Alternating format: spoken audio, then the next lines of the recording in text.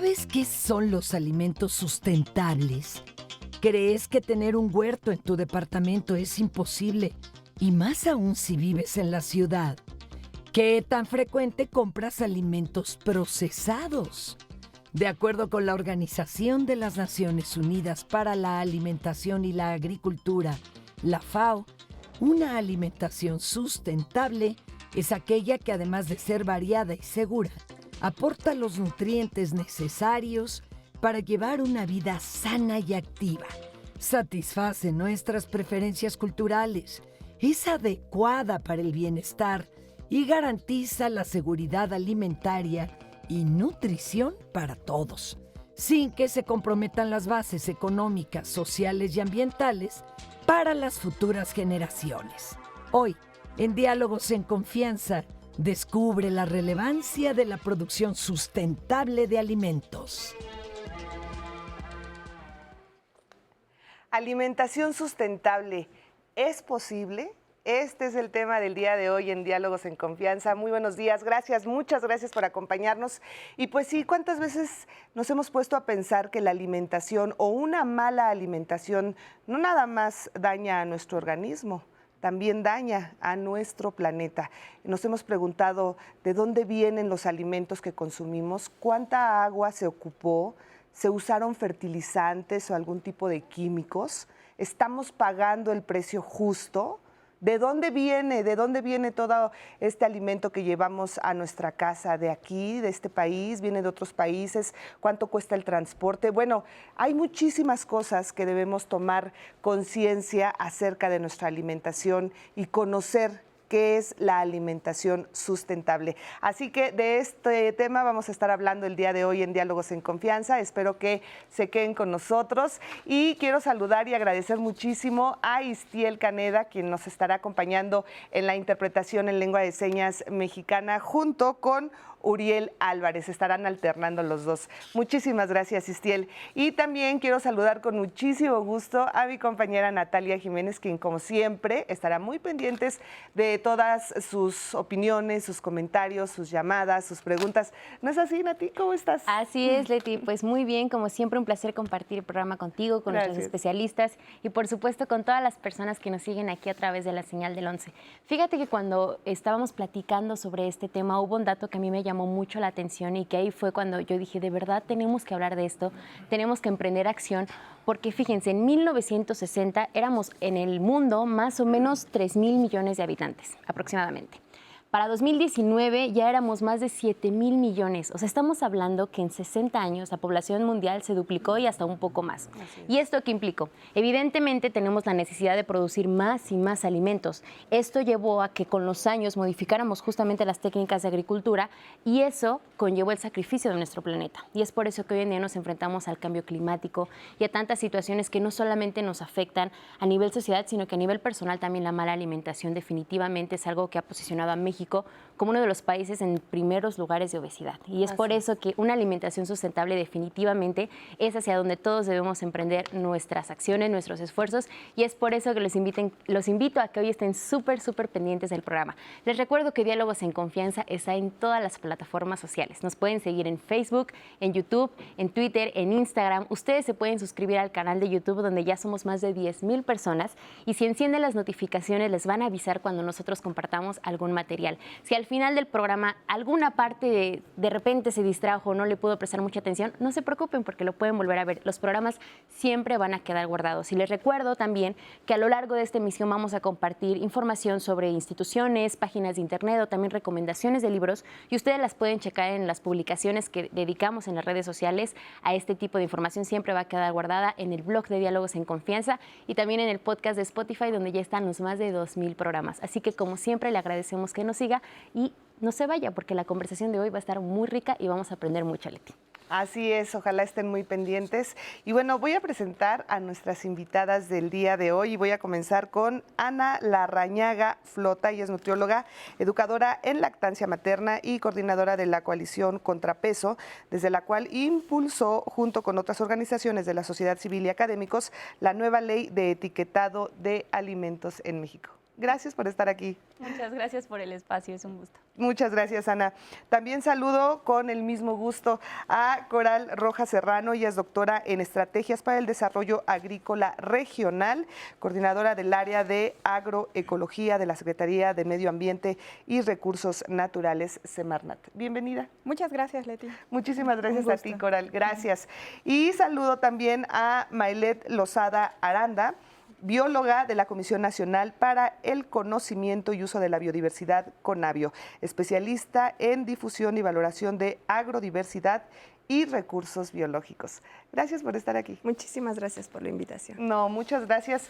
Pues un tema muy interesante, pero antes de empezar con esto, quiero invitarlos a ver esta cápsula, esta entrevista sobre Nutre a un niño. Vamos a ver de qué se trata. Nutre ha construido un modelo a lo largo de 24 años basado en un sistema de prácticas de nutrición y alimenticias para todos los niños y familias y se ha construido de manera que hemos aprendido qué es lo que hace falta a las comunidades rurales para complementar esa alimentación. Dentro de las ecotecnologías que nosotros manejamos, hablamos de lo que es un huerto de traspatio que ayuda a producir verduras de la región, en donde se les capacita de manera constante con diferentes talleres y de donde ellos deben de asistir de manera constante para que aprendan la producción. Son talleres basados en la producción, control de plagas y enfermedades con extractos vegetales, abonos orgánicos y la cosecha de sus propias semillas. Dentro del modelo de atención que manejamos para Nutre a un niño, las ecotecnologías que les menciono es una estufa ahorradora de leña tipo Paxari, una lombricomposta, el huerto de traspatio, un gallinero de traspatio que es para proveer a las familias de proteína de origen animal, además de un sanitario ecológico seco que es para manejar los desechos y también lo que es una cisterna para captar agua de lluvia. A veces cuando tengo suficiente verdura, pues sí, luego con otras vecinas, ellas tienen jitomate y pues ya lo intercambiamos. Por ejemplo, ya me cambian 1 kilo de jitomate, yo les cambio un manojo de cilantro o zanahoria, que es dependiendo de lo que tenga en mi huerto. Para el consumo hemos sacado coliflor, brócoli, betabel, rábano, cilantro y pues prácticamente sembramos para el consumo ya cuando sí es suficiente, así que decimos de que se echa a perder a sacarlo con la familia, pues sí lo sacamos. A la vez es fácil y es una emoción al tener y al producir su propia verdura, porque ya sabe que está limpia y sabe de qué están producida más que nada limpia, porque luego compramos en la plaza y no sabemos de dónde venga o con qué venga regada con agua sucia, son negras o no sabemos. Pues mínimo ya tenemos nuestra propia verdura limpia y sabemos qué tiene, que pues nada más lo de el abono orgánico de la lombricomposta. No hay nada como tener pues, algo fresco a la mano en tu casa para poder tener una buena nutrición y una buena salud. Ay, pues sí, qué rico y qué saludable, ¿no? Sí. Bueno, yo quiero comenzar.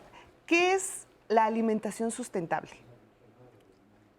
Bueno, comienzo, sí, si quieren. La alimentación está basada en todo aquello que ingerimos y generalmente la idea es que venga de la naturaleza. Es decir, en México estamos hablando que tenemos una gran diversidad de plantas, animales y hongos que consumimos. Muchos de estos son originados, domesticados y diversificados aquí en México. ¿Qué quiere decir esto? Que nosotros los originamos aquí a través de hace miles de años. Estamos hablando de más de 10,000 años. México es centro de origen de la agricultura también.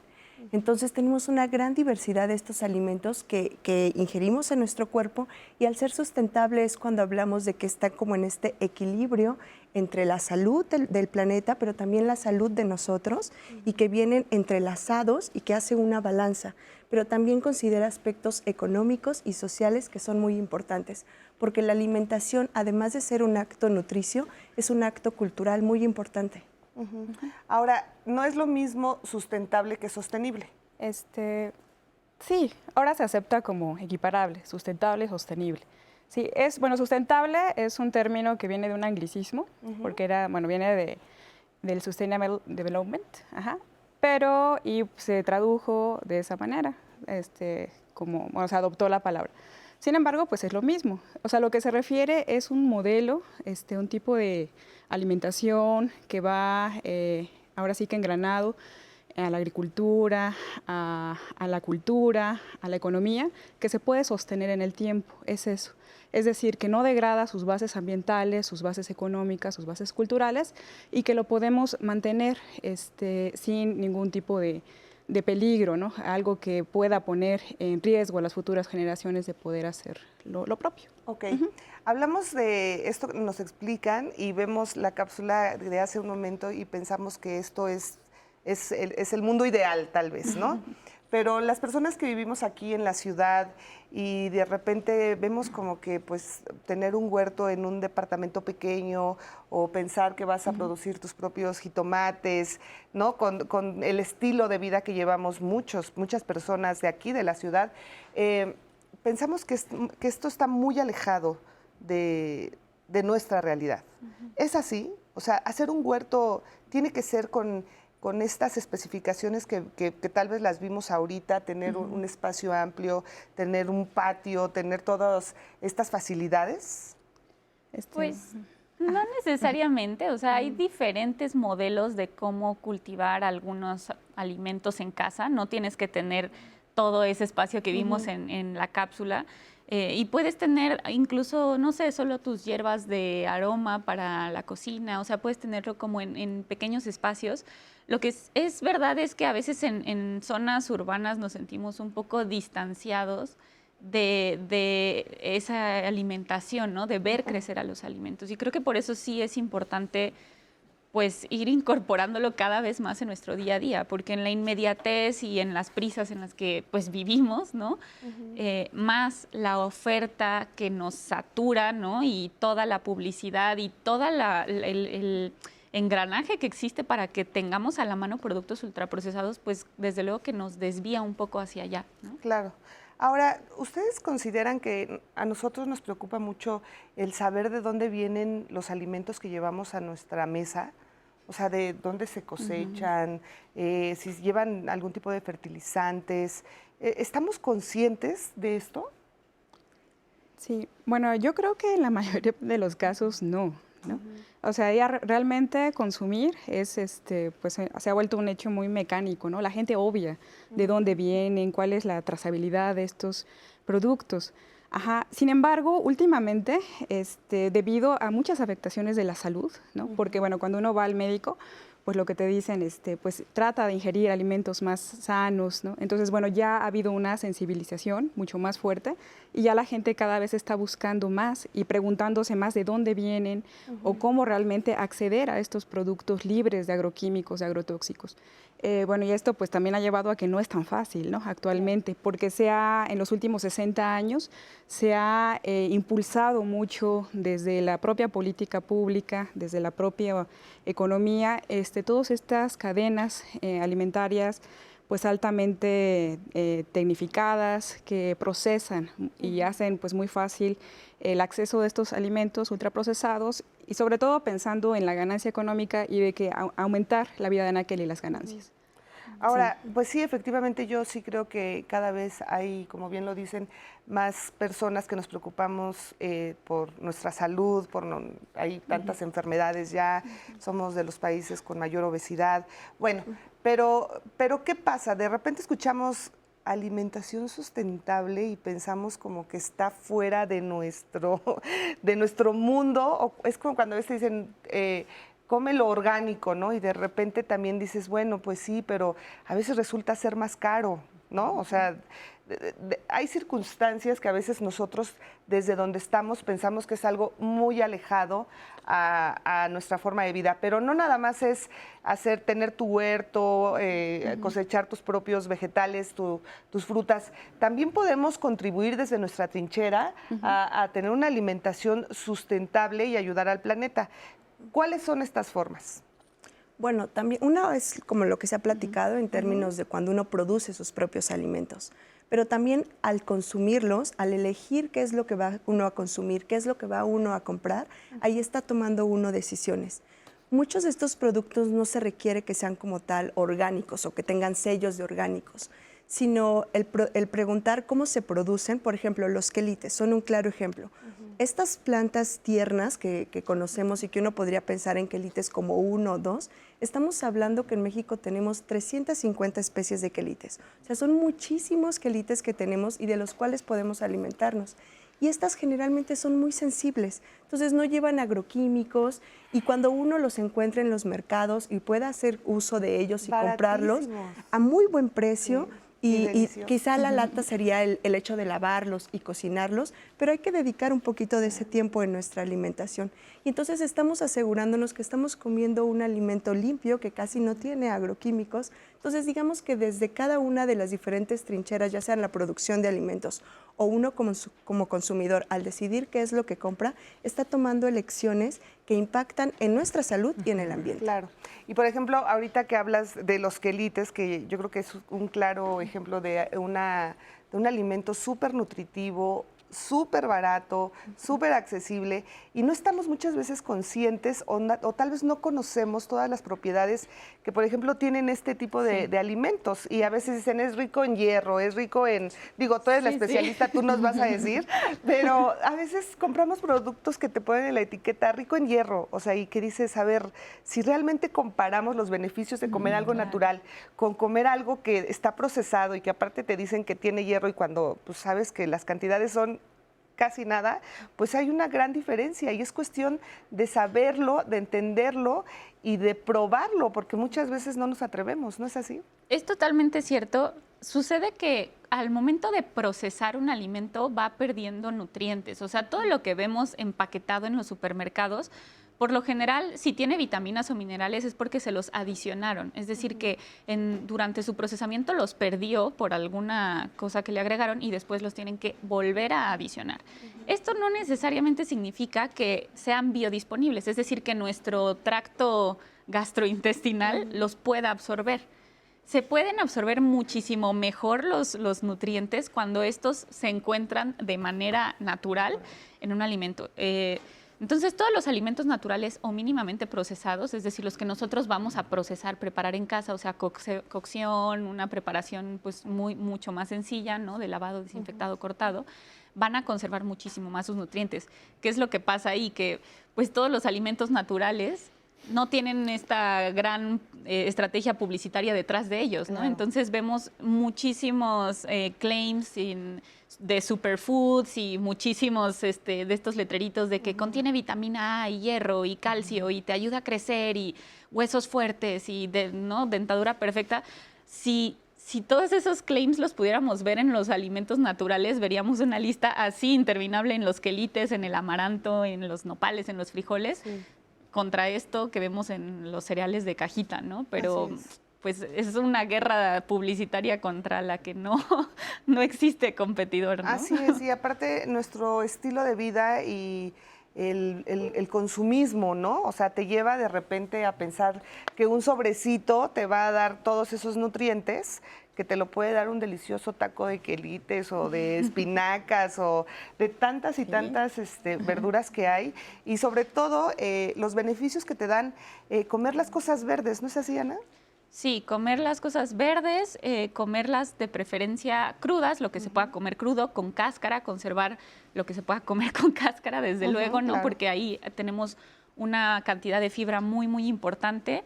Y también pues otro beneficio del que no se habla mucho, pero ya empiezan a salir cada vez más estudios, es de las dietas libres en aditivos como conservadores, espesantes, saborizantes artificiales o colorantes artificiales, ¿no? Que, por ejemplo, ya hay estudios que empiezan a probar que pueden provocar hiperactividad en niños, que pueden dañar a la flora intestinal normal que todos y todas debemos de tener, pues la pueden dañar. Entonces, más allá de calorías, más allá de vitaminas, más allá de proteínas, hay una carga importante de aditivos, ¿no? Que están hechos para, como decíamos, que tengan una larga vida de anaquel, pero entonces, pues casi que podríamos decir que mientras más vida de anaquel tenga el producto, menos vida, más vida nos recorta a nosotros, ¿no? Claro. Y además de esto, de todos los beneficios que podemos tener al adquirir estos alimentos, que además, si nos ponemos a pensar, están muy cerca de nosotros.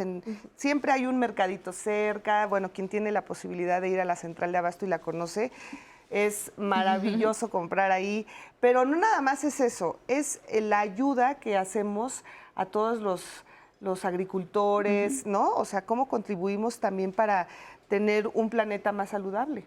Claro, sí, pues bueno, como decían, por una parte está todo este mercado de orgánicos, que pues sí suele ser bastante caro en los centros comerciales.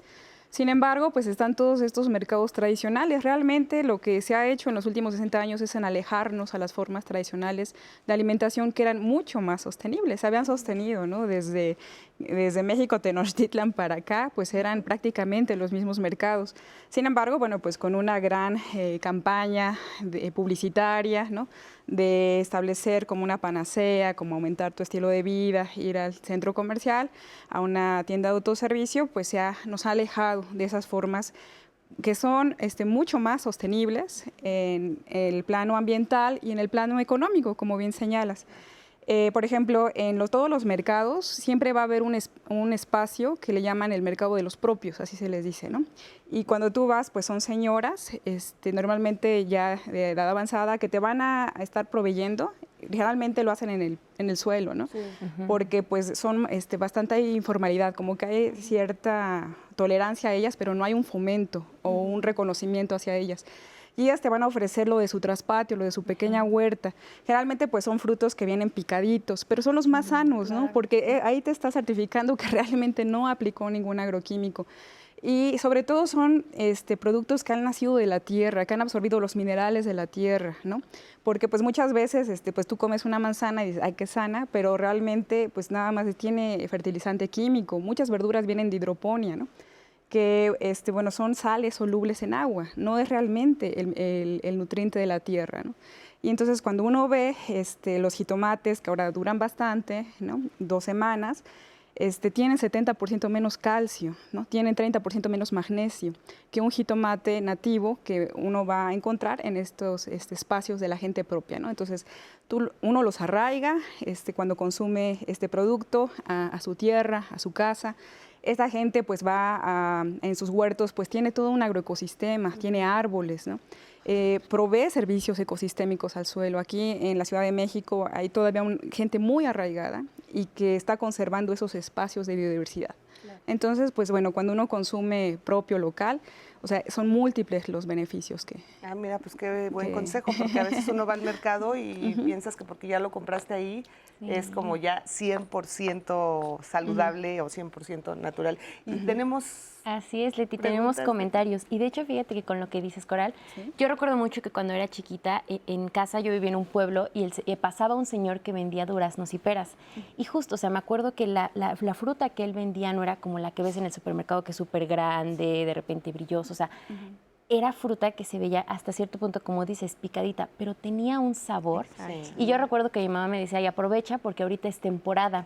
Porque él decía, o sea, yo les puedo venir a vender cuando es temporada, porque yo lo hago de manera natural y realmente respeto los ciclos y solamente vendo cuando justo en mi traspatio o en mis tierras se puede producir este tipo de alimentos.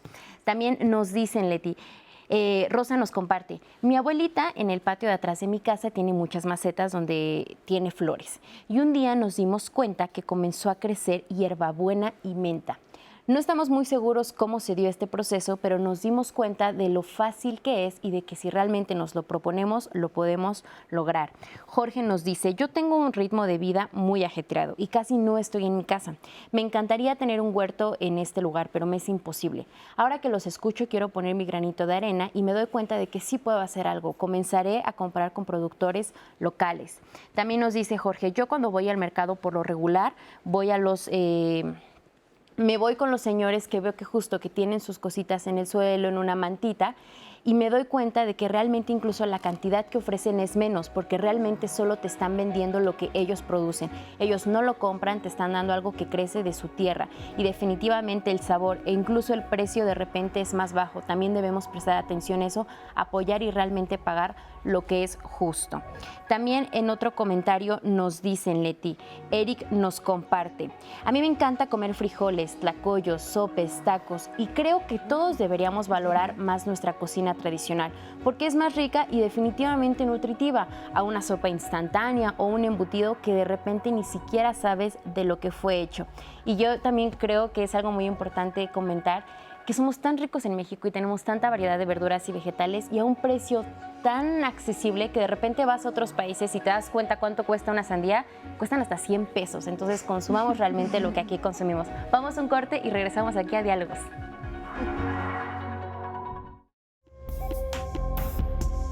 La Semarnat está desarrollando aquí en Viveros de Coyoacán un huerto urbano agroecológico, que es el piloto para desarrollarlo e implementarlo también en otros estados de la República. Esto es como un centro, primero, de educación ambiental a través de la capacitación en prácticas de producción agroecológicas.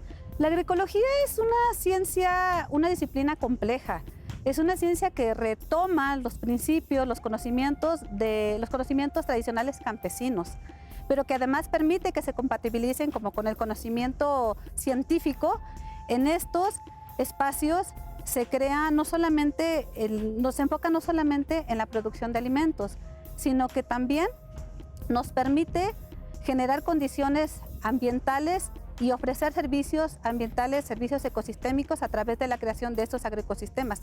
En este caso, pues estamos en un parque, es un parque que pertenece a las áreas naturales protegidas, pero también se cuenta en las ciudades, por ejemplo, con los jardines, en las escuelas, que consideramos ahí se podría retomar tanto como educación ambiental y también como construcción de espacios verdes. También queremos revalorizar nuevamente el conocimiento tradicional, el conocimiento campesino. Esta es la actividad que sostiene, que nos alimenta.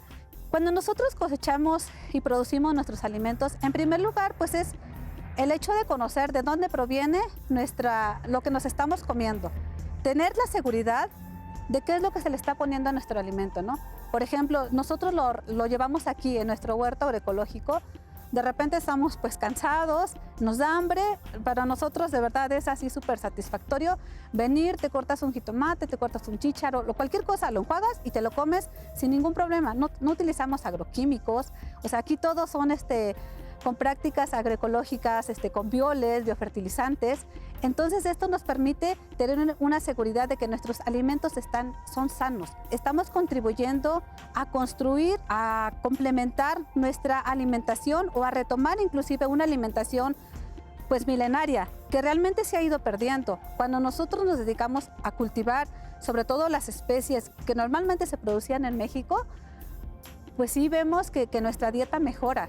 Tenemos acceso a alimentos frescos, inclusive nos puede representar un ingreso económico. Eso sí, hay que mencionarlo, ¿no? Pues sí te tienes que dedicar realmente a la producción como tal. Muchísimas gracias a Marisela Aparicio. Y bueno, ¿qué es la agroecología? Sí, Pati. Bueno, la agroecología es una ciencia, es una práctica, un modo de vida y un movimiento, ¿sí? Nace hace 60 años, precisamente como una contrapropuesta a la agricultura industrial, ¿sí? Aquí en México, pues tenemos el orgullo de que aquí nace, con el maestro Efraín Hernández Xolocotzi. Él, pues, bueno, fue un hombre, pues, muy adelantado, ¿no? O sea, si uno lee, o sea, predijo exactamente lo que está pasando. ¿no? Señaló, bueno, por esta promoción de esta agricultura industrial se va a deteriorar el medio ambiente, se va a perder la agrodiversidad, ¿sí? Como le decía mi compañera Malet, México es uno de los 8 centros de origen de domesticación y diversificación de los alimentos. Aquí hay una gran variedad una gran variedad genética. Por ejemplo, en el maíz, aquí tenemos 59 razas, ¿no? Más de 3,000 variedades. Sin embargo, bueno, con la promoción de la agricultura industrial se ha reducido mucho esta biodiversidad. Y también cada una de estas variedades es muy útil porque tiene en su memoria genética la capacidad de adaptarse a los cambios, de la capacidad de adaptarse al suelo, ¿no? De no requerir, por lo tanto, un suministro artificial de químicos. También ha evolucionado en un ambiente específico en el cual, bueno, ha evolucionado, pero con el manejo campesino, ¿no? O sea, esto no es así súbito, o sea, realmente se hizo con el trabajo de selección, domesticación muy constante de los pueblos originarios. Entonces, Xolocotzi, el maestro, señala eso y dice, bueno, estamos promoviendo una agricultura que requiere dinero, porque requiere que compres los insumos y que son caros, ¿no? O sea, los fertilizantes vienen del petróleo, son derivados del petróleo. Cuando se acabe el petróleo, se van a acabar estos fertilizantes y la agricultura va a estar en riesgo. Y la alimentación actual que se ha promovido, pues ahora sí no es sostenible, ¿no? Por solamente ese hecho. Además, dice, utiliza un montón de plaguicidas, estamos contaminando el suelo es nuestra madre, así como lo decían los pueblos originarios. Claro. Es de donde viene la vida, no solamente es un sustrato donde se anclan las plantas, es un ecosistema muy diverso y muy frágil, ¿no? Ahí están los organismos que llevan a cabo el reciclamiento de los nutrientes, que llevan a cabo la mineralización, que hacen que la planta, muy interesante, haga simbiosis con estos microorganismos y las raíces crezcan y por lo tanto puedan absorber el agua, ¿no? Puedan hacer esos túneles a través de los cuales el agua se infiltra, ¿sí? Entonces, bueno, la agroecología precisamente trabaja con los procesos de la tierra, ¿sí? O sea, dice, México tiene 9,000 años de agricultura. Durante 8,950 años realizó agricultura basada en sus procesos naturales. En los últimos 50 años se ha promovido otro tipo de agricultura. Entonces, Xolocotzi se pone a estudiar cómo es que los campesinos realizan agricultura y se da cuenta que lo hacen de una manera totalmente ecológica, conociendo los procesos de la tierra. Entonces, eso hace la agroecología. Ahora, claro, bueno, pues con la ciencia, como decía mi compañera Marisela, pues hace un engranaje, ¿no? O sea, ya nada más es saber la técnica y saber cómo, sino ahora puedes explicar el por qué y por lo tanto hacerlo más eficiente. Por ejemplo, nosotros nos basamos en la restauración de suelo con la incorporación de humus, de materia orgánica. Entonces, bueno, hay procesos muy eficientes para llevarlo a cabo, ¿no? O sea, ya no te tienes que tardar 1 o 2 años para que se humifique, sino pues te tardas 2 o 3 meses, ¿no? También trabajamos de manera cíclica, porque así es la naturaleza. La naturaleza son ciclos, ¿no? O sea, es muerte, es renacimiento, es vida. Y entonces nosotros trabajamos a partir de esos procesos, también conociendo mucho las relaciones que hay entre las plantas, las asociaciones, ¿no? Hay plantas que son repelentes, hay plantas que si tú que nutren, el frijol nutre al maíz, ¿no? Tiene simbiosis con unas bacterias del género Rhizobium que hacen que el nitrógeno, que es gas, se vuelva nitrógeno mineral y entonces alimenta. Y todo eso en una milpa lo conocían los campesinos, ¿no? Cómo rotar. Entonces, bueno, la agroecología precisamente estudia y promueve eso. Es una práctica en la que, bueno, es una práctica, un modo de vida, porque se promueve que la gente se arraigue al campo y que crea en sus propios conocimientos y los retome. Por ejemplo, es decir, que es como ¿regresarnos al pasado? No es regresarnos al pasado, no, para nada. Ahí es interesante, ¿no? Porque, por ejemplo, Mesoamérica, uno ve las pirámides, ¿no? Tan grandiosas y todo eso se hizo con energía, con riqueza del campo, ¿no? Aquí no había comercio, no había explotación petrolera, era el campo. O sea, el campo producía los excedentes para tener sociedades importantes en población. Conocían muy íntimamente estas formas de producción. Sin embargo, bueno, entonces mucho de eso es lo que tenemos que comenzar a conocer. Los calendarios, o sea, pues qué precisos, eran calendarios agrícolas, ¿no? O sea, realmente es eso. Ahora, la agroecología hace una sinergia hace con la ciencia, ¿no? Okay. La ciencia precisamente lo que te permite es, con un conocimiento muy detallado, explicar el porqué y convertirlo en algo más eficiente. Ahora, esto de la agroecología, ¿es viable para todo tipo de suelo en nuestro país? Y también, otra pregunta que quiero hacer, es también, ¿les conviene, por ejemplo, a los agricultores que siembran, que cosechan frutas, verduras a gran escala? Al final no terminan diciendo, es que esto es más caro o esto me lleva más tiempo y yo tengo que producir determinada cantidad. ¿Es así o cómo? Sí, sí, excelente pregunta, porque esas son las dudas. Sí. Sí, mira, la agroecología trabaja con la restauración del ambiente. Primero trabaja con adaptarte al ambiente, conocer cuáles son tus condiciones. Pero también la agroecología nos sitúa como seres ecológicos, que somos capaces de cambiar el medio. Es decir, cada organismo tiene una función dentro del medio, ¿no? En su propia interacción, en su propia sinergia y relación con los otros seres, va modificando el medio. Pero lo va modificando hacia un equilibrio, hacia un bien. La agroecología así nos entendemos a nosotros mismos. Por ejemplo, yo soy de la Mixteca Poblana, que es una zona bastante árida.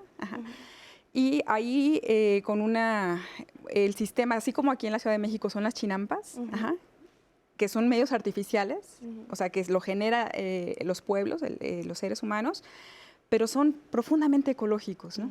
O sea, está el componente arbóreo, el que sujeta la chinampa, está el componente arbustivo, que es perenne, que le da cohesión, está el componente anual, ¿no?, de lo que estás cosechando, está el reciclaje de los nutrientes. En nuestro caso también, allá en la Mixteca, con los corrales, ahí nosotros trabajamos también mucho con los árboles leguminosos, con los mezquites.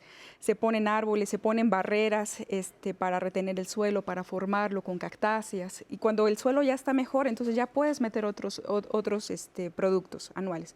Ahora, sí, cuesta tiempo. Yo no diría dinero, cuesta tiempo y trabajo. La agroecología ha sido muy retomada, sobre todo por los campesinos empobrecidos.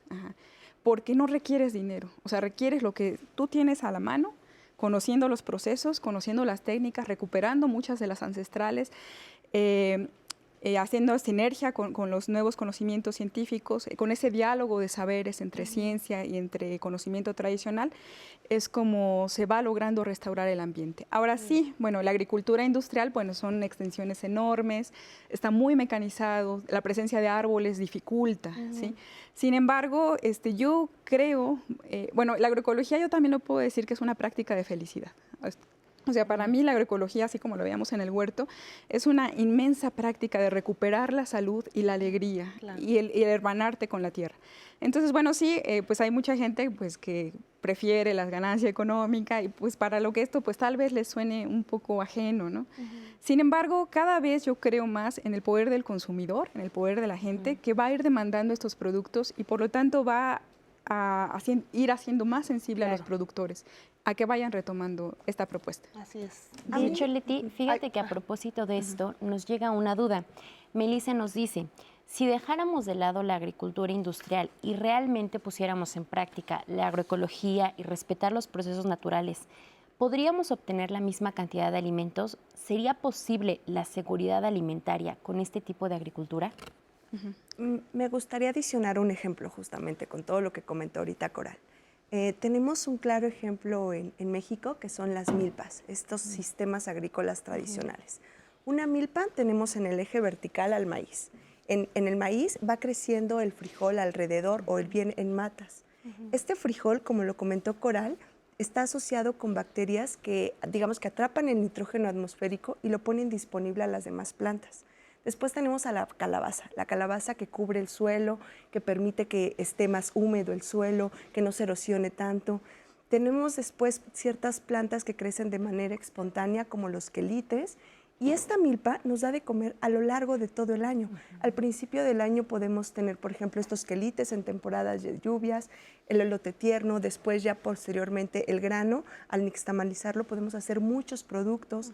De las calabazas comemos las guías, las flores, las frutas tiernas, ya maduras tomamos las pepitas y después el fruto tierno. Entonces tenemos una gran diversidad de alimentos en un espacio que podría ser reducido o un poco más amplio, depende de la labor, como bien mencionó Colbert, requiere de mucho trabajo, de ahí la importancia de valorar mucho el trabajo de las familias campesinas, quienes nos proveen de estos alimentos, y que de esa manera tenemos una dieta diversificada, estamos siendo conscientes de los productos que están procesando, porque todos ahí tienen una sinergia, todos funcionan para algo como un ecosistema, es eso, un agroecosistema nada más que lo llamamos, todo sirve para algo, para que funcionen de esta manera y también para nosotros. Entonces es como un ejemplo clave de estos sistemas agroecológicos tradicionales y del valor que tienen tanto para las familias campesinas como para los consumidores. Exacto. Bueno, y retomando la pregunta, sí.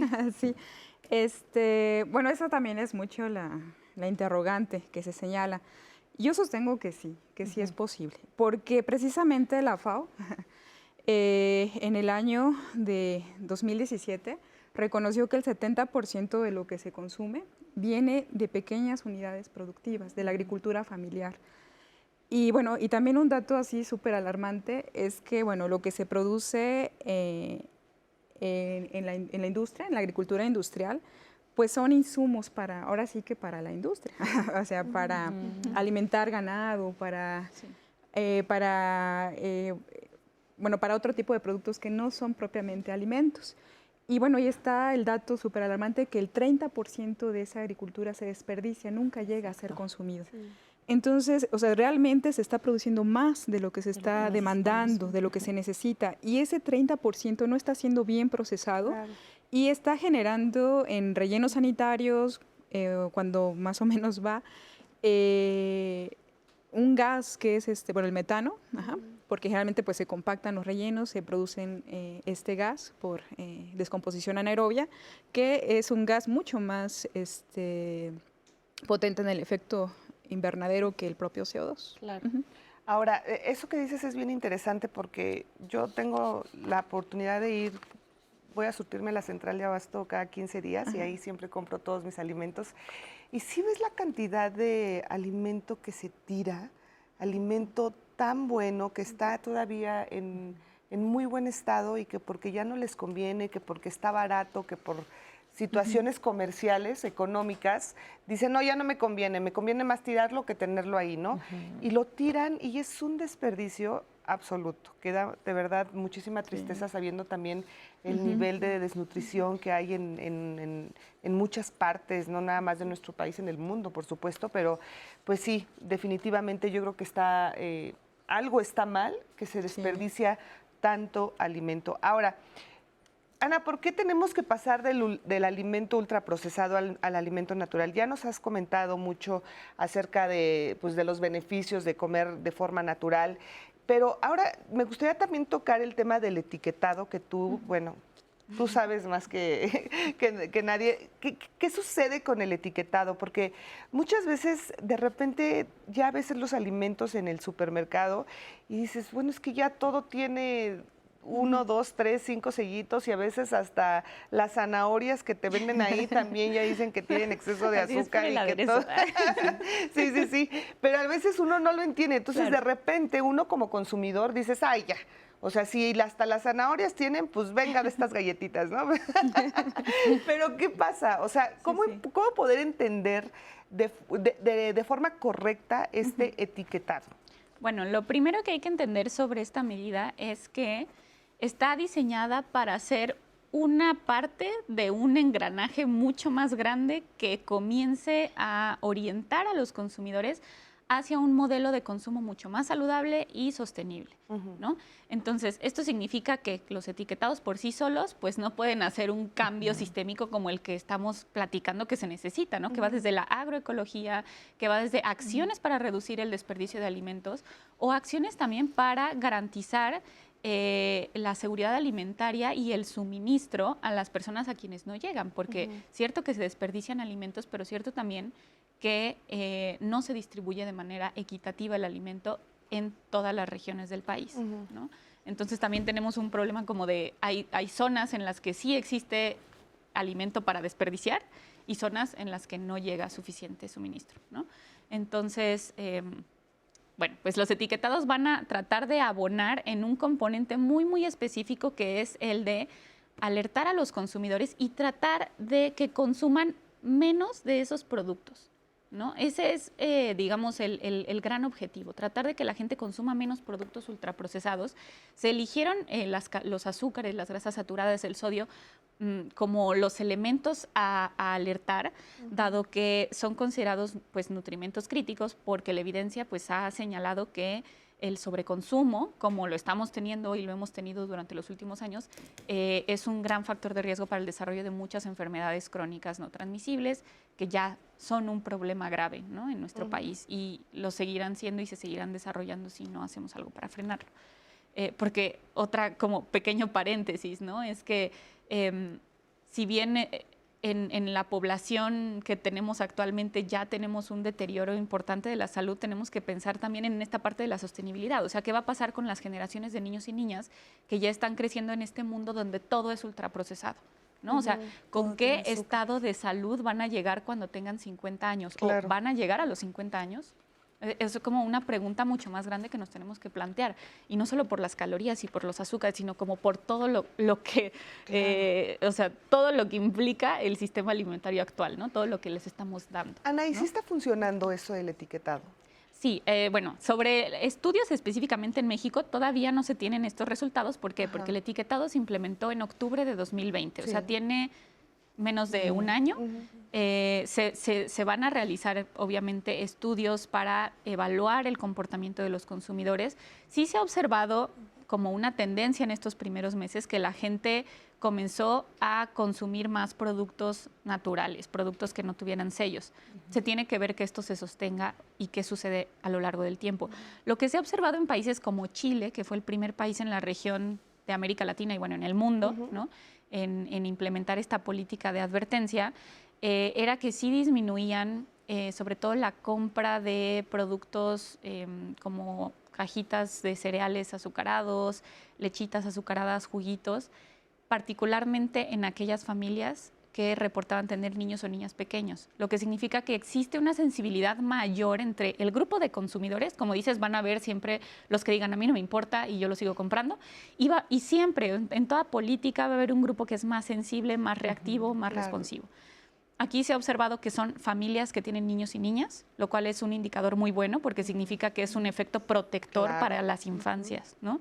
Nosotros lo vemos así. Ahora, otro estudio reciente que se publicó en Chile indica que sí existe un cambio de patrones, o sea, que se sustituyen, ¿no? Si tú comprabas un producto y ves que ahora tiene sellos, compras ahora otro que veas que no tenga sellos o que tiene menos sellos.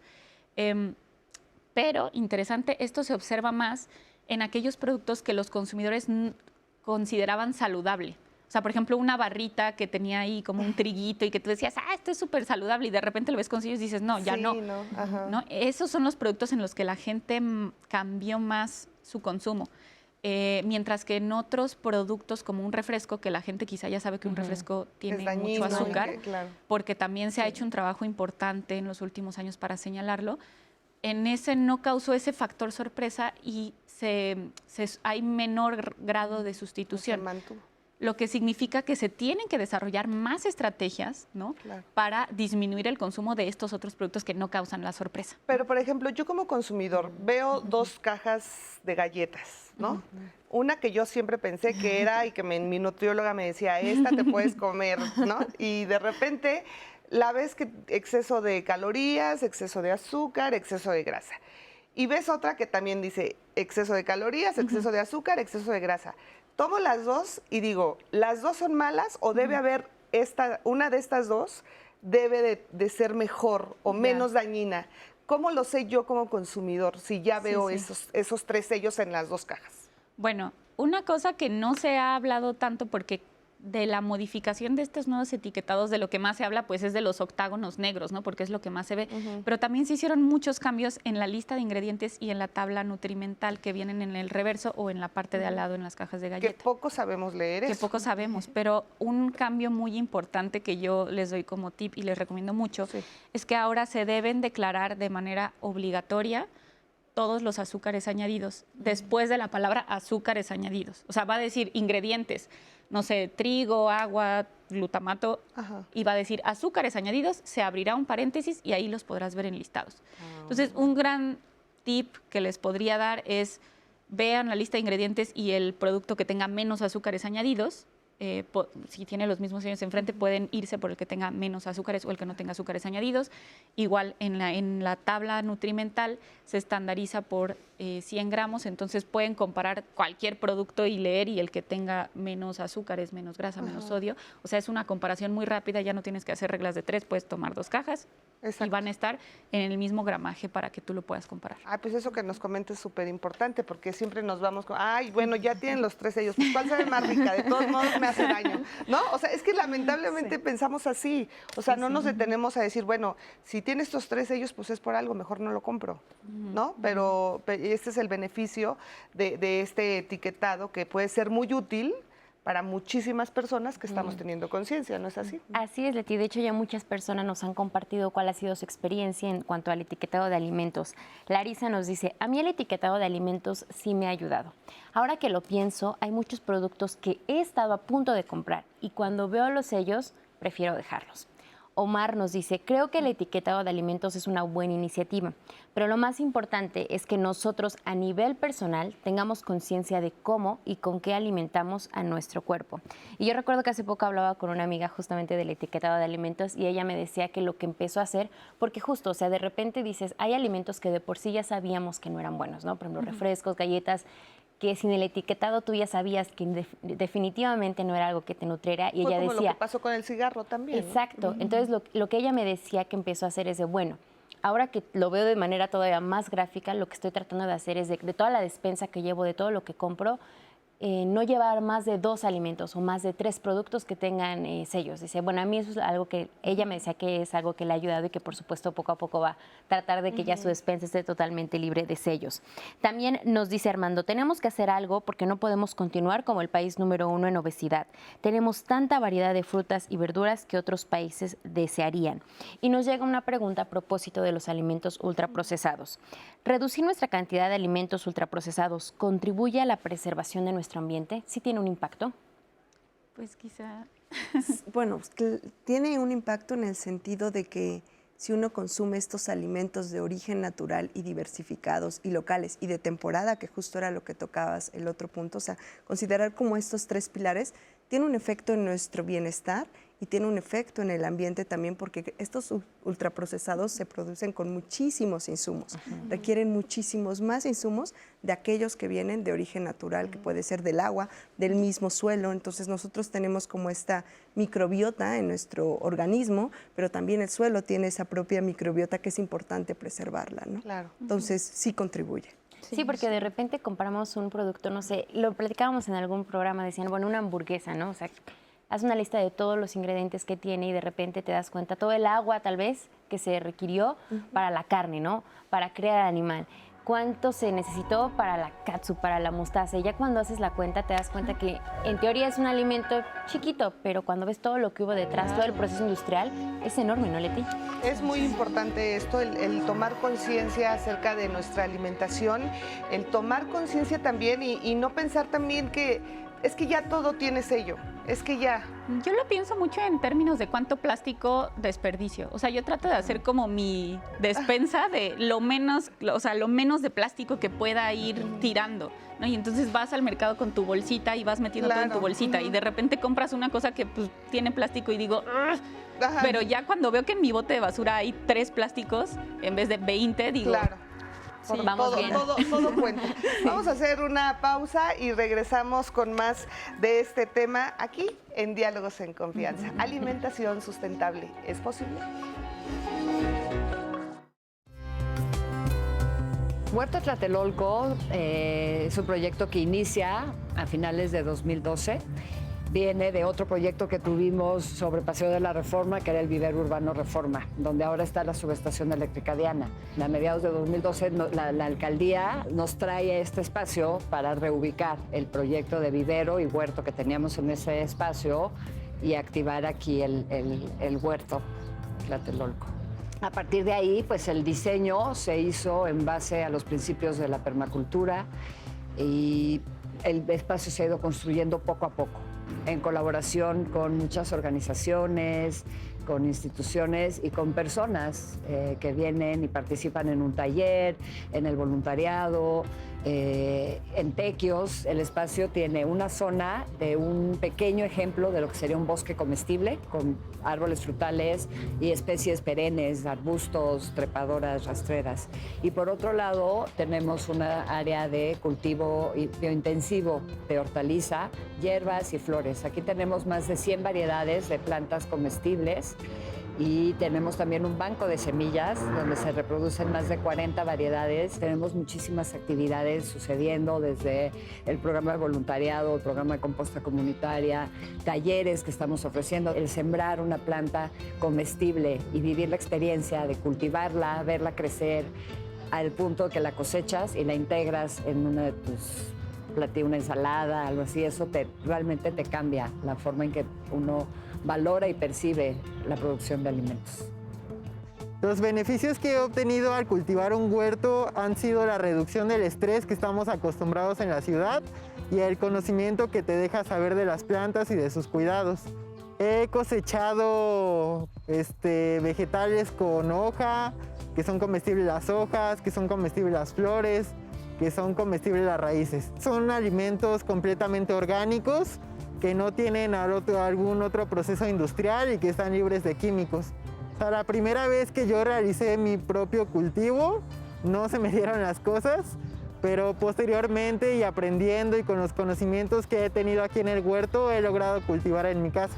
Lo que le diré a las personas que no creen que se pueda cultivar en la ciudad es que están equivocadas, que no necesitas materiales muy caros o un espacio muy grande para poder cultivar. Solamente son las ganas y tener confianza en lo que cultivas y en los beneficios que te puede dar. Vengan a conocer el huerto, que es un espacio verde dentro de la ciudad, y que con eso se van a sentir mejor. Gracias, muchísimas gracias a Huerto Tlatelolco por esta información. Y además, a ver, yo les quiero preguntar, ¿qué espacio se necesita para tener un huerto? Si quieres. Sí. Adelante. Sí, mira, cualquier espacio, o sea, que tengas 1 metro por 1 metro, en cualquier espacio se puede cultivar. Bueno, yo siempre mi experiencia ha sido en las zonas rurales. Tengo 2 años recientemente que llegué aquí a la Ciudad de México. Y bueno, también pues sé la limitación de espacio que se tiene, ¿no? Los edificios. Sobre todo mucho es la falta de luz, porque una planta requiere para un buen desarrollo al menos 7 horas de luz directo. Y bueno, ya así un poco desnutrida de luz, 4 horas por lo menos. 7 es lo ideal.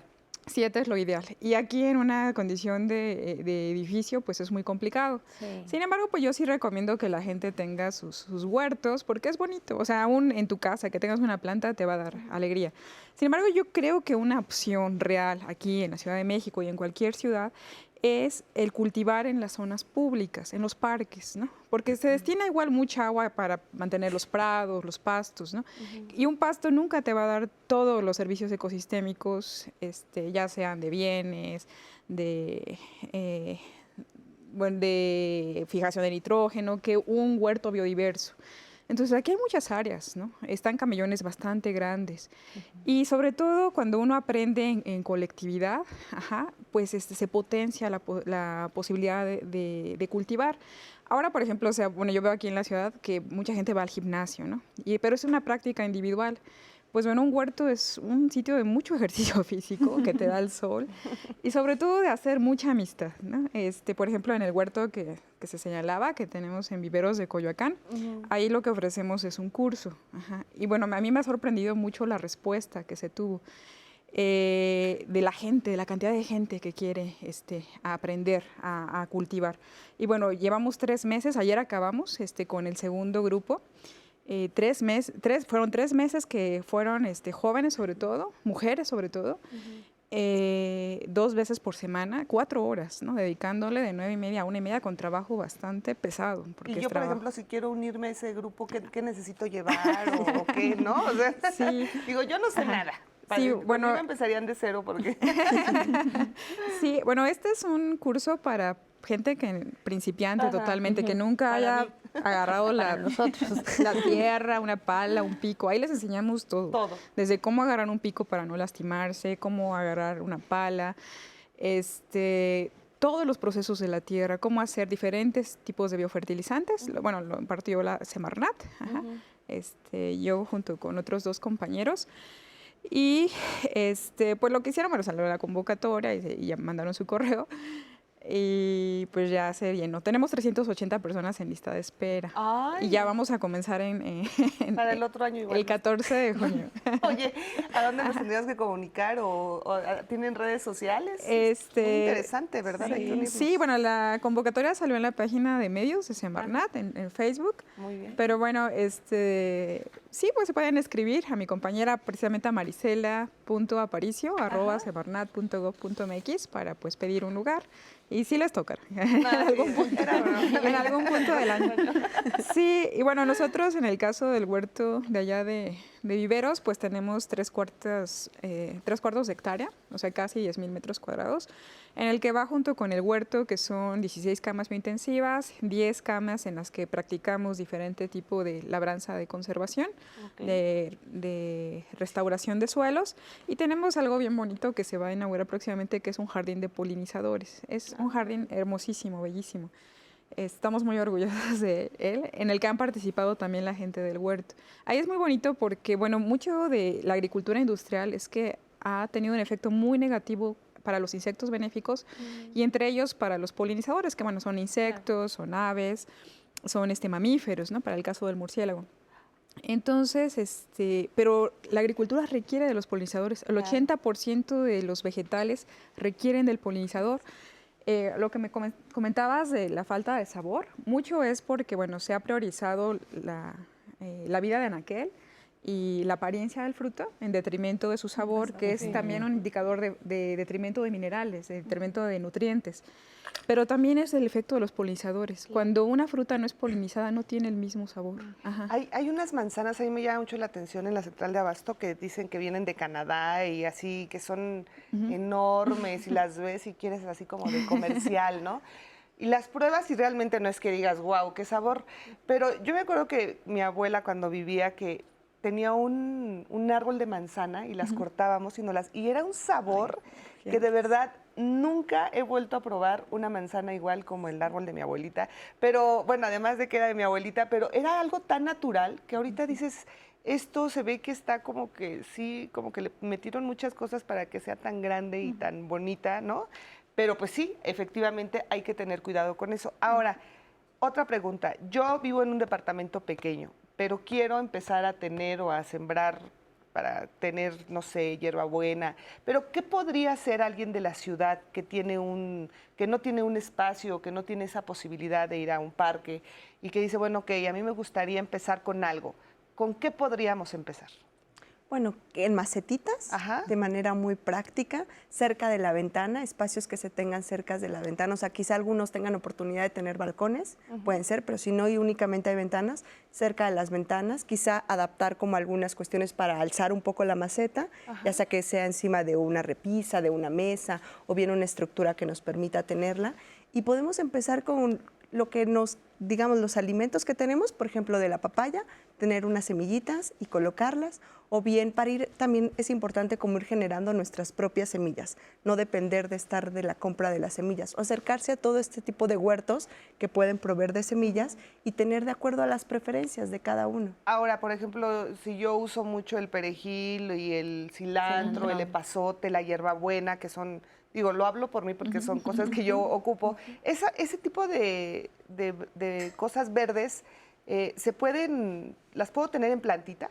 Las puedes tener en macetitas pequeñitas, justamente. Todas las que acabas de mencionar, en macetas pequeñas, muy fácilmente se pueden tener. Casi siempre al principio es que el tamaño de la planta es el tamaño de la raíz, prácticamente.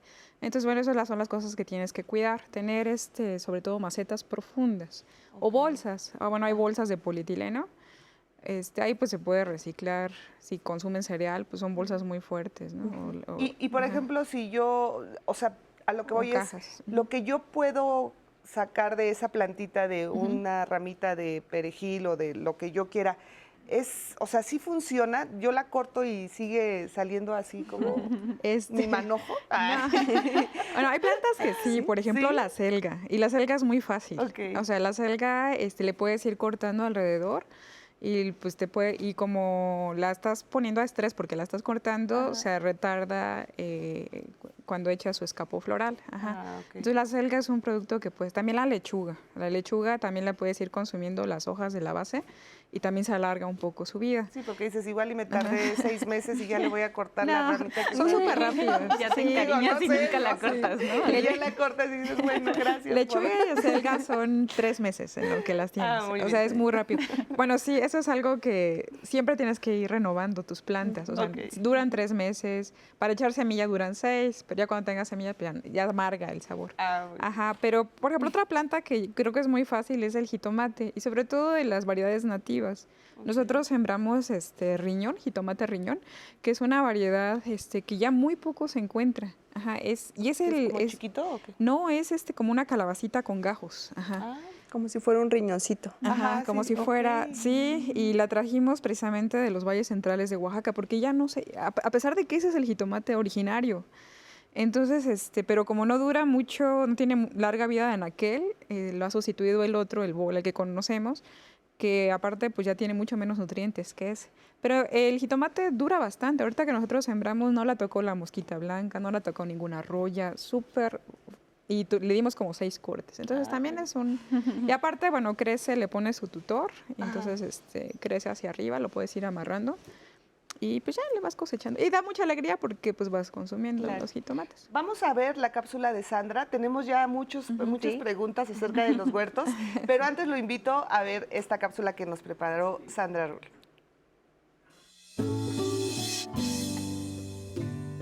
Las haciendas son parte de la historia y de la vida de Yucatán. Hoy me encuentro en la hacienda Sotuta de Peón y voy a presentarles el proyecto que tienen de huerto orgánico. Ellos han hecho muchos esfuerzos para que su hacienda sea cada vez más sustentable. Inició con que la gente que nos visita conozcan las plantas, los cultivos que generalmente se siembran aquí en nuestro estado de Yucatán. Cuando visiten aquí el huerto, lo primero que se encuentra a la entrada tenemos el achiote, que es base principal de la comida yucateca.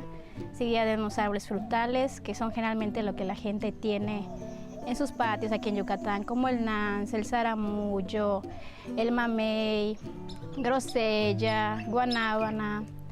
Y tenemos igual hortalizas como rábano, cilantro, betabel, chile habanero, chile xcatic, berenjena.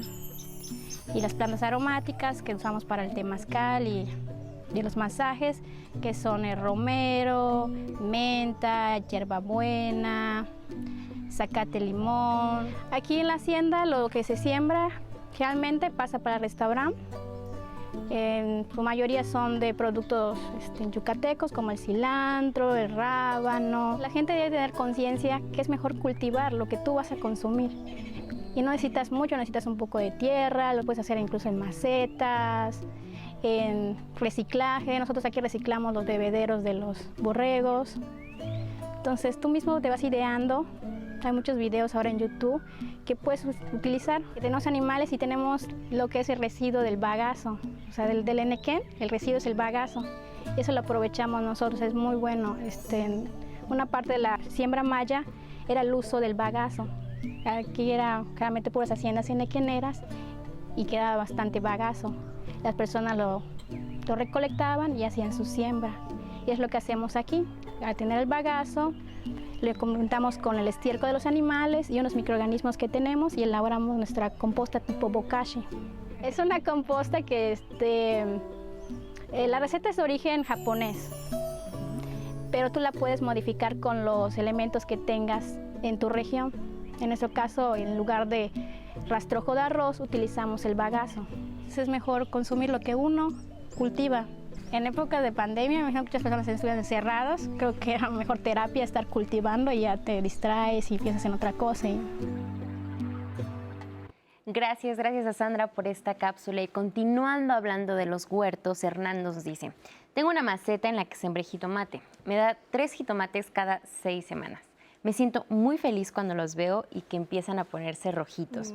Y nos pregunta Sofía: he intentado plantar hierbas aromáticas en macetas, pero no se me dan. ¿Dónde puedo encontrar asesoramiento para producir alimentos en mi casa? Pues con nosotros. Pues hay varios colectivos, es lo que he visto en la Ciudad de México, como el que pasó hace rato, ¿no? El huerto de Tlatelolco.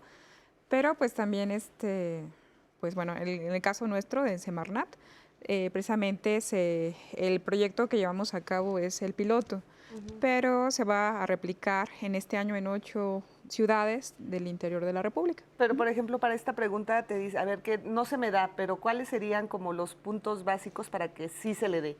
¿Sería luz? Sí, cada planta pues necesita un determinado, bueno, tiene necesidades específicas. Pero las para el caso de las aromáticas, generalmente lo que requieren es sol y suelos bien drenados. Me imagino, bueno, el caso del orégano, del tomillo, pues precisamente son de zonas semiáridas. Entonces, bueno, a veces nosotros pues queremos darle mucho nutriente y luego las raíces se ahogan. Entonces, bueno, lo ideal es hacer un sustrato que tenga, por ejemplo, 1/3 de arena, 1/3 de tierra, 1/3 de tierra de suelo común y 1/3 de composta. Y pues también regarlas una vez a la semana, porque a veces pues también uno le exagera ahí con el riego. Y tenerlas en el sol. Todas las aromáticas, precisamente muchos de sus compuestos, pues son precisamente defensas de ella para el sol y para otros insectos. Muy bien.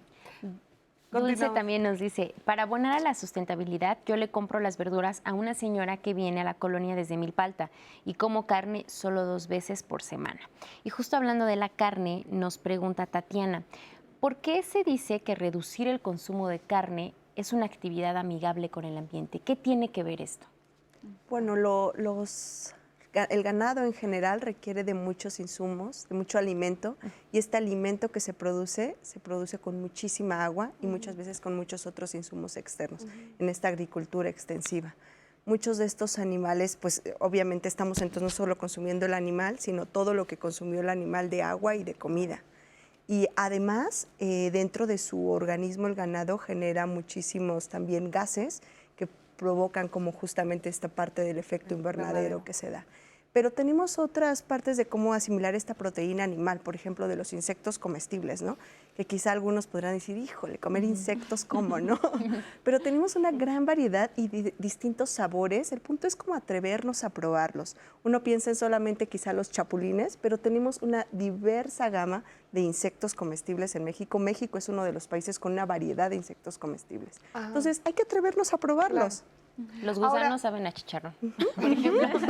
No sé si me atrevo a eso, pero oye, yo prefiero comer ajonjolí, ¿no? O sea, siempre se habla de la proteína y que solamente la proteína animal es la que te hace bien y esta serie de cosas que yo no sé y ustedes son las especialistas, pero yo también he leído acerca de toda la proteína que puede tener una ajonjolí, bueno, una cucharada, 2 cucharadas, hacerte tus lechadas con nuez, con almendra, con todas estas semillas que son mucho más sanas que comerte la carne, porque además la carne pues siempre te la comes con un buen de aceite, ¿no? O sea, ya también el proceso que lleva, pues sabemos que te puede, pues es cáncer y todas estas sustancias que muchas veces puede tener la carne. ¿Esto es cierto, Ana? O sea, existen muchísimas otras fuentes de proteína, no solamente, o sea, es un mito, o bueno, como que un poco, es cierto, la carne tiene proteína, los productos de origen animal tienen proteína, no es lo único que tienen, o sea, y tampoco significa que absolutamente toda la proteína que tiene la carne la vas a utilizar. porque el cuerpo humano no tiene una reserva como tal de proteína como sí la tiene para grasas o para azúcares, ¿no? O sea, la proteína que nosotros nos sobra, el riñón se encarga de sacarla del organismo, ¿no? Entonces, tampoco es que nos beneficiemos de consumir muchísima proteína todos los días y la necesitamos porque si no nos vamos a desnutrir. Este es un poco un mito. Estamos perfectamente bien alimentados consumiendo carne una vez por semana, o sea, no nos va a pasar nada. Incluso dietas que no tienen carne y a lo mejor incluyen huevo o algún otro producto de origen animal que no necesariamente es carne, pueden estar perfectamente bien balanceadas. Y la proteína también se encuentra en productos de origen vegetal. ¿Cómo cuáles? Todas las semillas oleaginosas son fuente de proteína y sobre todo las leguminosas, que en México pues tenemos muchísimas variedades de frijoles, tenemos lentejas, tenemos habas, o sea, no tenemos que pensar que todas nuestras comidas, todos nuestros tiempos de plato fuerte tienen que ser carne porque si no, no nos vamos a nutrir, ¿no? Esto es algo pues que se ha construido como el mito ahí a lo largo de los años. Y también se pueden hacer pues muy buenas combinaciones, ¿no? Con por ejemplo, la tortilla de maíz, que pues potencializa, ¿no? Como esa proteína. Un tamalito. Tamalitos. De rajas. Tan solo la dupla de maíz y de frijol es fantástica proteína, es una proteína de excelente calidad. Entonces, si nos comemos un tlacoyito, un taquito de frijoles, es fabuloso. Ay, pues saliendo nos vamos por unos. Claro que sí. Sí. Yo digo que sí, pues sí, efectivamente los mexicanos somos ricos en nuestra cultura y en nuestra comida y en muchísimas cosas que tenemos y que lamentablemente no lo explotamos. Entonces hay que hacerlo, hay que alimentarnos de una forma mucho más sana, mucho más natural y además el cambio en nuestro cuerpo y nosotros nos vamos a sentir muy, muy bien. Vamos a hacer una pausa y regresamos con más de este tema aquí a Diálogos en Confianza. Sí. Regresamos.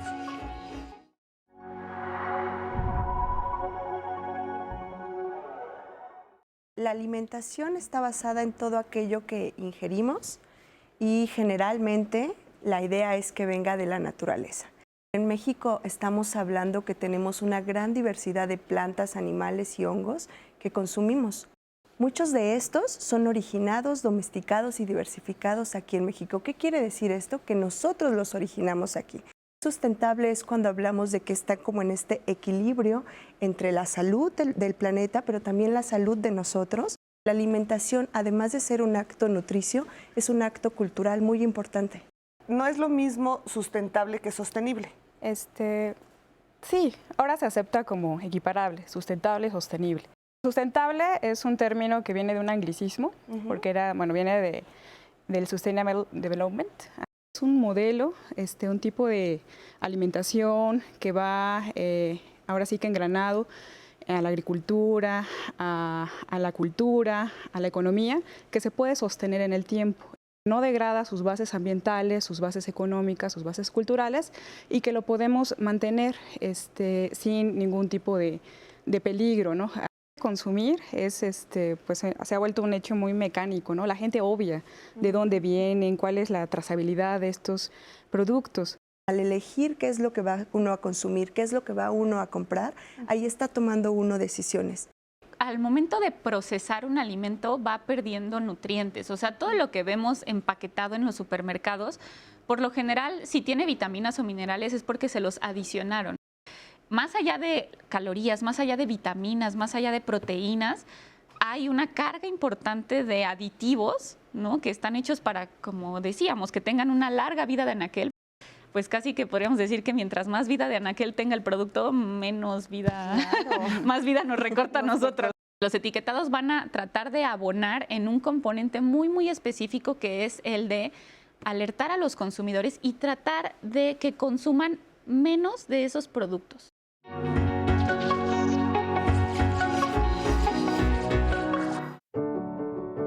Alimento para Todos es el Banco de Alimentos de la Ciudad de México, que surge hace 25 años en el corazón de la Central de Abastos de Iztapalapa, el mercado de abasto más grande en el mundo. Los bancos de alimentos atienden una de las problemáticas que aquejan a nuestro país, el hambre. Por una parte, tenemos viviendo 53.4 millones de mexicanos en pobreza y por otro lado, de manera paradójica, se desperdician 20.4 millones de toneladas de alimento.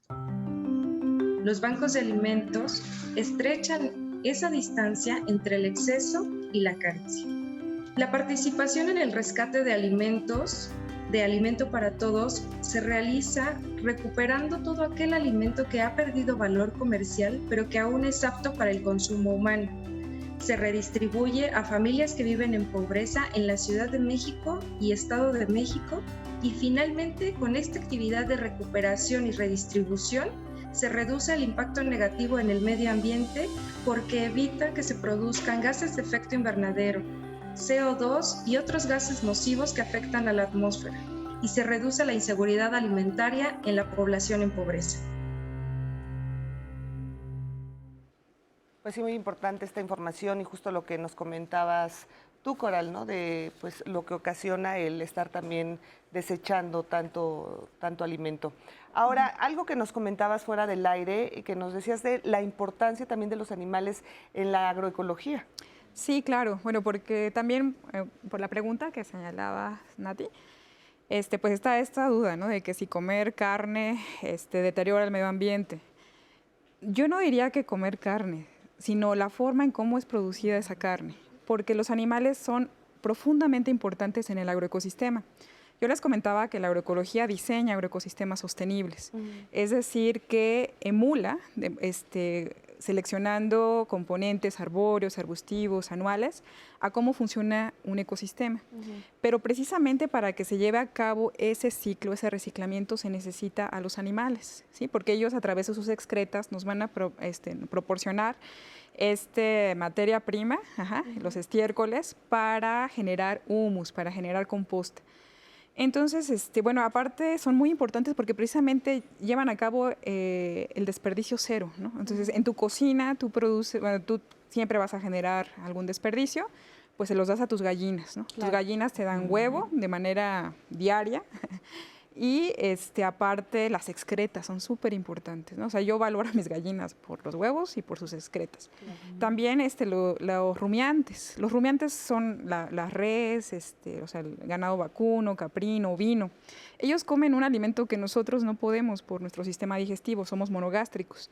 Ellos son rumiantes, entonces consumen toda la paja, ¿no? Que de otra manera sería muy difícil para el microorganismo degradar. Entonces, bueno, ellos lo llevan a cabo en su tracto digestivo con unas bacterias que tienen, anaerobias, y pues lo ponen disponible para las bacterias del suelo, para que lo puedan.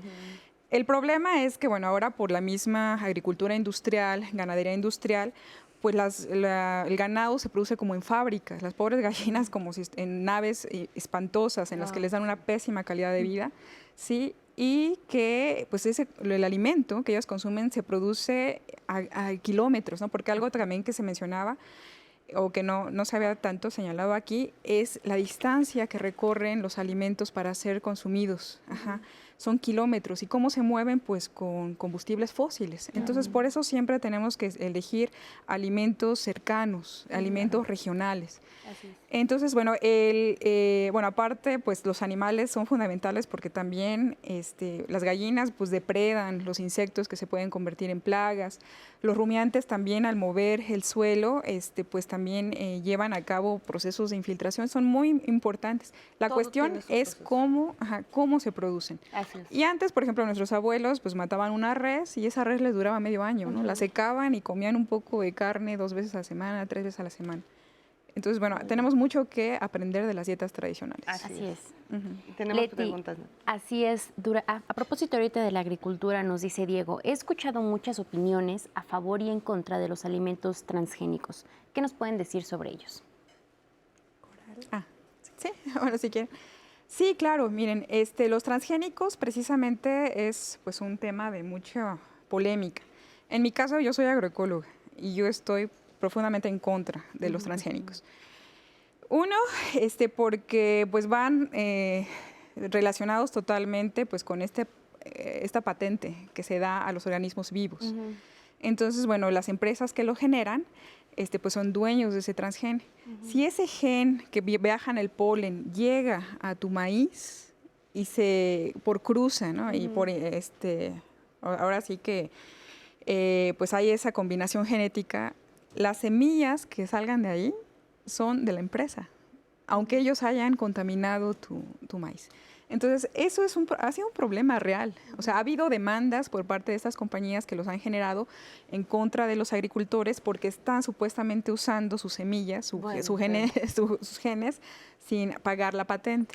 Eso ha hecho que la gente, que los campesinos tengan miedo de usar sus propias semillas, claro. Que eso es fundamental. O sea, la semilla es el futuro. Nuestras semillas es la posibilidad de las nuevas generaciones de tener alimento. Es cuando se dice que están genéticamente modificados. Sí. Ajá, sí, mira, por ejemplo, la mayor parte de los transgénicos, a veces se piensa que es para que soporten la sequía o condiciones No, la mayor parte de los transgénicos son para que tengan resistencia, o sea, la mayor parte al glifosato, que es un herbicida.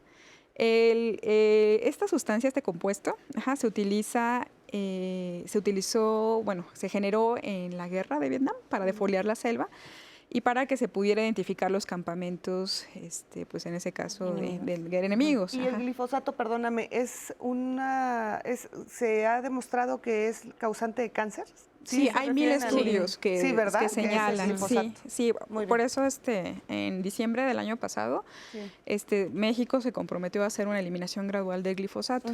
Y lo está haciendo. Y sí, se está tratando de promover otras prácticas como la agroecología para que ya se deje de utilizar. La cosa es que reduce mucho el trabajo. Por ejemplo, ahora, este herbicida mata todas las plantas, pero el que tiene el transgen resiste. Entonces, para eso se ha hecho. Y en lugar de que se haya disminuido, se ha aumentado el uso de este compuesto. Entonces, por eso el cereal, dicen, llega con este compuesto para los niños, ¿no? Porque incluso se utiliza en la industria para secar como secante, para que se limpie toda la basurita y nada más se quede el grano. Sí, muy bien. Y quizá en adición a eso, digamos, y del otro lado tenemos como esta diversidad de alimentos. Como lo comentaba Coral hace unos minutos, en los maíces estamos hablando de más de 60 razas de maíces, de las cuales 59 son nativas. ¿Y esto qué quiere decir? Que tenemos muchos maíces adaptados a diversas condiciones ambientales, a lluvias, a secas, aquellos que crecen a miles de metros sobre el nivel del mar, aquellos que crecen casi al nivel del mar. Entonces, ¿por qué no aprovechamos mejor toda esta diversidad que tenemos, y adaptada a distintas condiciones ambientales? Muy bien. También hay algunas preguntas acerca de los orgánicos, los productos orgánicos que ahorita vamos a hablar, pero antes vamos a presentar a Andrés Castuera, nuestro especialista en artes escénicas. Yo estoy segura que la recomendación del día de hoy va a valer muchísimo la pena. ¿No es así, Andrés? ¿Cómo estás? ¿Qué tal, Leti, Natalia? Pues así es. Fíjate que en los primeros meses de esta pandemia, al no haber cartelera, mientras se estaba gestando esto del teatriming, decidimos darle un giro a esta sección y platicar con creadores y creadoras de teatro mexicano y también ir a visitar los espacios donde se presenta continuamente el teatro mexicano, sobre todo el teatro independiente, y la hemos decidido retomar porque vale mucho la pena, ahora que se está regresando paulatinamente a la cartelera, pues ver aquellos espacios que sobrevivieron, esa es la palabra. Tristemente, muchísimos espacios cerraron sus puertas y ya no las pudieron abrir porque eso generaba gastos de renta, gastos de luz y que no estaba generando taquilla. Así que por lo menos una vez al mes, cuando la cartelera nos lo permita, vamos a hacer una visita como la que vamos a hacer el día de hoy. En esta ocasión fuimos al Ágora, un espacio multidisciplinario, un espacio artístico que además tiene sus propios talleres, su propia academia, su propia compañía de teatro. Y esto me parece muy importante, que los espacios también generen teatro, que no solo programen a otros, que eso es muy útil y lo agradecemos todos los que nos dedicamos al teatro, pero que también tengan su propia compañía para que generen su propio repertorio. Y esto es lo que hizo que muchos espacios, ahora que se reabrió la cartelera, tuvieran algo que presentar, porque imagínate, después de más de 14 meses inactivos, pues no es que las obras de teatro se monten de la noche a la mañana. Y estos espacios, con sus propias compañías, pues fueron los que sostuvieron la cartelera en los primeros meses de la reapertura. Vamos a echar una visita al Ágora, espacio artístico, y después les platico un poquito más de la importancia de que exista y que vayan a visitarlo en su cartelera, por supuesto.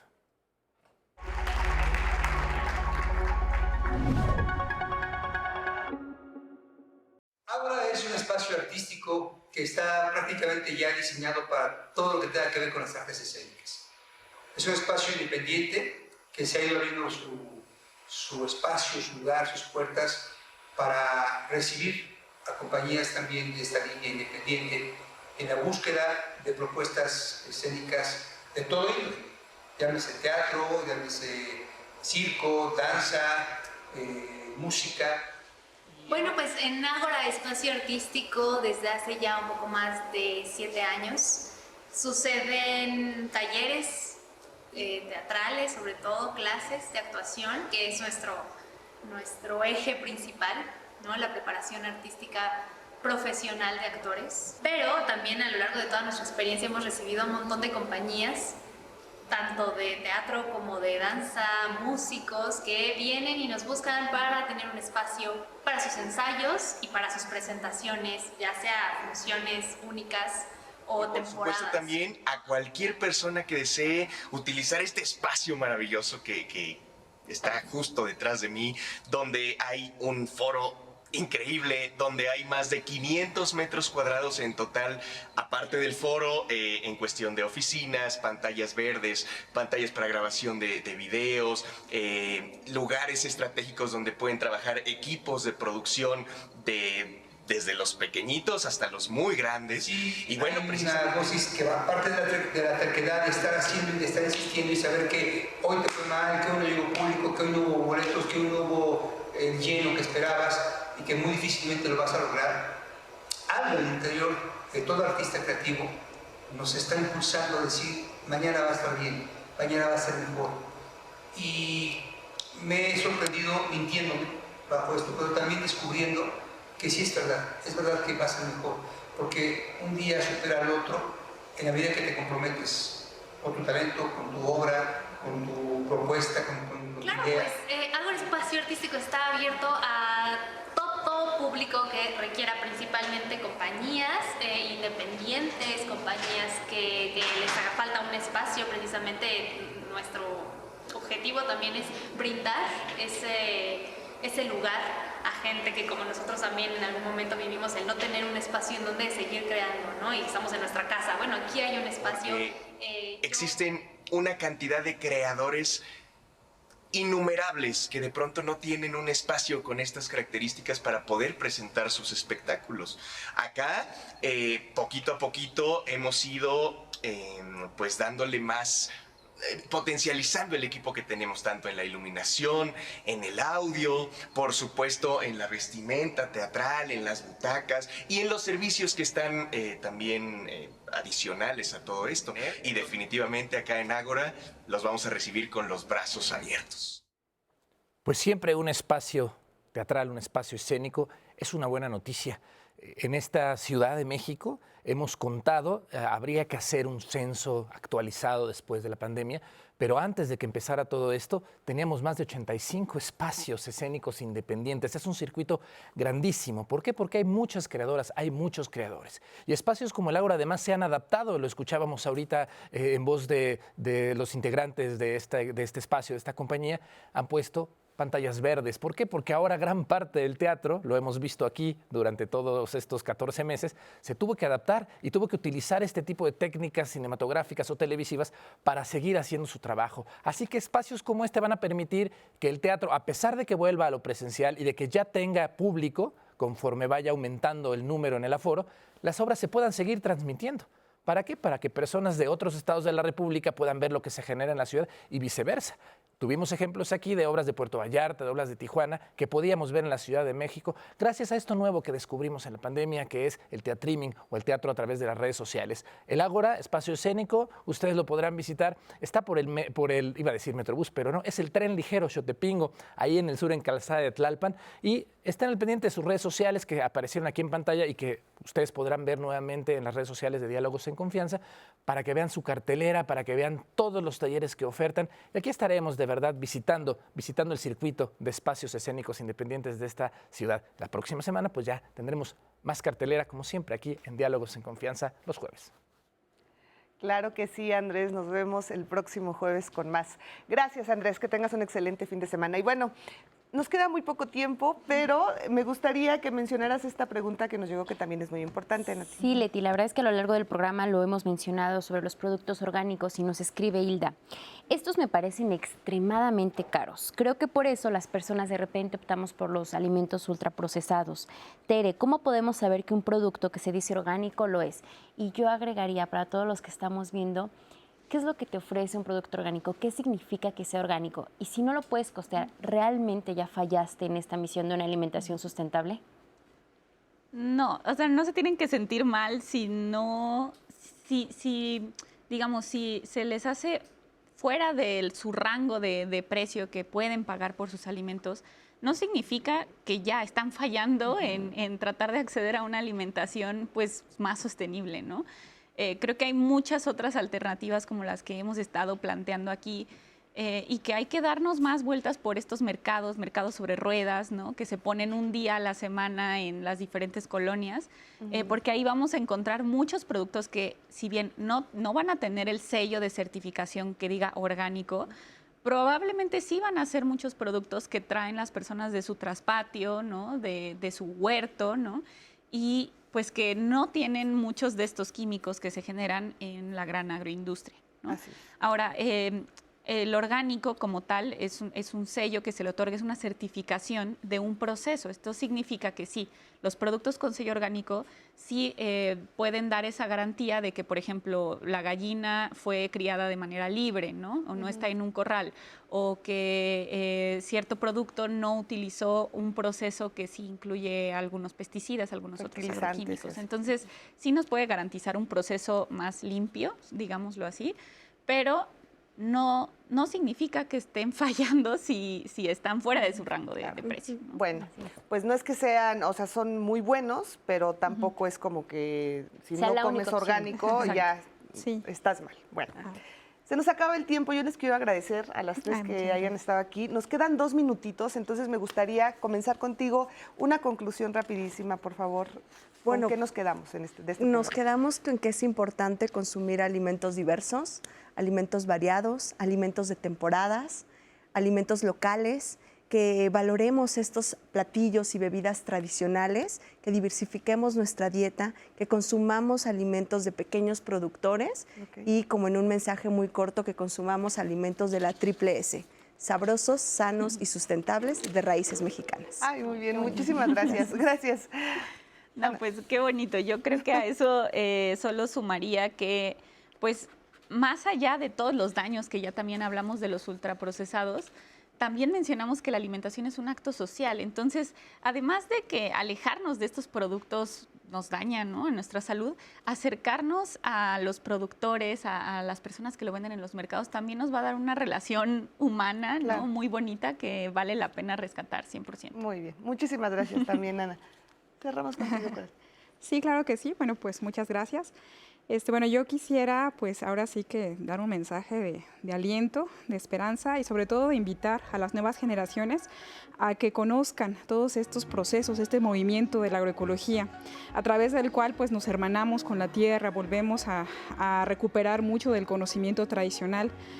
También, bueno, se mencionaba ahorita de los productos orgánicos, pero hay otros mercados que precisamente han querido subsanar esta parte de su falta de accesibilidad. Son los mercados alternativos de productores, en el cual podemos acortar la cadena de producción y tener un trato directo con productores. Eso es a lo que yo motivaría. Y que están a nuestro alcance, ¿no? Sí. Muchísimas gracias. Gracias a las tres por estar aquí. Ojalá este programa les haya servido mucho y sobre todo a que tomemos conciencia de las cosas, de los alimentos que llevamos a nuestra mesa, a nuestra casa. Nati, gracias por acompañarnos. Leti, muchas gracias. Gracias, como siempre, y lo invitamos a que permanezca aquí en la programación del 11. Gracias.